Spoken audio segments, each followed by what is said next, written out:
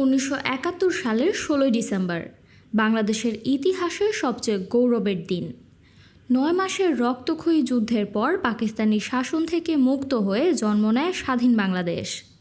দীর্ঘ ব্রিটিশ ও পাকিস্তানি শাসনের অবসান ঘটিয়ে মুক্ত হয় 56,000 বর্গমাইলের এই ভূখণ্ড।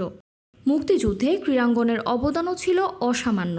বিশেষ করে ফুটবলাররা যুদ্ধের সময় ফুটবল খেলেই বিশ্ব জনমত গড়ে তোলা এবং তহবিল সংগ্রহের এক অনন্য দৃষ্টান্ত স্থাপন করেন। 1971 সালে 13 জুন প্রবাসী বাংলাদেশ সরকারের অনুমোদনে গঠন করা হয় বাংলাদেশ ক্রীড়া সমিতি। এর প্রথম সভাপতি ছিলেন MNA শামসুল হক এবং সাধারণ সম্পাদক ছিলেন লুৎফর রহমান। মুজিবনগর সরকারের প্রধানমন্ত্রী তাজউদ্দিন আহমেদ খেলা শুরু করার জন্য সমিতিকে 14,000 ভারতীয় রুপি অনুদান দেন। এরপর গঠিত হয় স্বাধীন বাংলা ফুটবল দল। অধিনায়ক ছিলেন জাকারিয়া পিন্টু এবং সহ অধিনায়ক ছিলেন প্রতাপ শঙ্কর হাজরা। কোচ ও ম্যানেজার ছিলেন ননী বসাক ও তানভীর মাজহারুল তান্না। মুক্তিযুদ্ধের সময় দলটি ভারতের পশ্চিমবঙ্গ ছাড়াও বিহার, বেনারস ও মুম্বাইয়ে প্রদর্শনী ম্যাচ খেলেছে।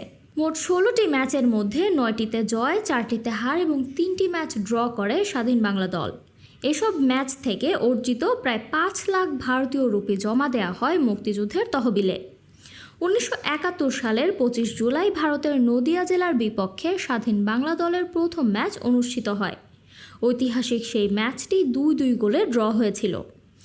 মুক্তিযুদ্ধের সমর্থনে আলোড়ন তোলেন বিশ্বখ্যাত সাঁতারু অরুণ নন্দী। কলকাতার কলেজ স্কোয়ারে টানা 90 ঘন্টা 5 মিনিট সাঁতার কেটে তিনি বিশ্ব রেকর্ড করেন এবং সেই প্রতিযোগিতা থেকে পাওয়া অর্থ মুক্তিযোদ্ধাদের জন্য দান করেন। তার এই উদ্যোগে বাংলাদেশের স্বাধীনতা যুদ্ধ সম্পর্কে আন্তর্জাতিক অঙ্গনে ব্যাপক প্রচার হয়। অন্যদিকে ক্রিকেট অঙ্গনেও দেখা যায় মুক্তিযুদ্ধের চেতনা। 25 মার্চের কাল রাতে নিহত হন আজাদ বয়েজ ক্লাবের ক্রিকেট সংগঠক মোশতাক। সেই ঘটনা আজাদ বয়েজের ক্রিকেটার আব্দুল হালিম চৌধুরী জুয়েলকে মুক্তিযুদ্ধে যোগ দিতে অনুপ্রাণিত করে।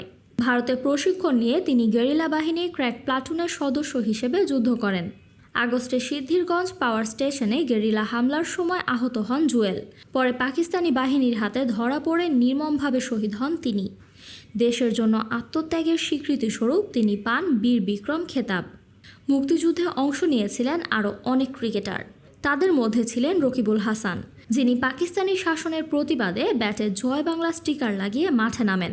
এছাড়া পেসার সাফায়েত জামিল এবং ক্রিকেটার নুরনবী মুন্নাও ছিলেন মুক্তিযুদ্ধের সাহসী যোদ্ধা। শুধু দেশেই নয়, বিদেশেও বাংলাদেশের স্বাধীনতার পক্ষে সোচ্চার হয়েছিলেন প্রবাসীরা। 1971 সালে পাকিস্তান ক্রিকেট দল ইংল্যান্ড সফরে গেলে প্রবাসী বাঙালিরা ব্যানার হাতে প্রতিবাদ করেন এবং পাকিস্তানের জাতীয় পতাকা পুড়িয়ে ক্ষোভ প্রকাশ করেন। মুক্তিযুদ্ধের ইতিহাসে ক্রীড়াবিদদের এই অবদান শুধু গর্বের নয়, ফুটবল মাঠ থেকে ক্রিকেট পিচ কিংবা সাঁতারের জল, সবখানেই ছিল স্বাধীনতার জন্য সংগ্রামের গল্প। ইতিহাসের পাতায় তাই মুক্তিযোদ্ধা ক্রীড়াবিদদের নাম চিরকাল অমলিন হয়ে থাকবে। Samantha, beyond border sports. আরও আপডেট পেতে সাবস্ক্রাইব করুন আমাদের ইউটিউব চ্যানেল এবং ক্লিক করুন বেল আইকন। ফলো করুন টিকটক ও ফেসবুক পেজে।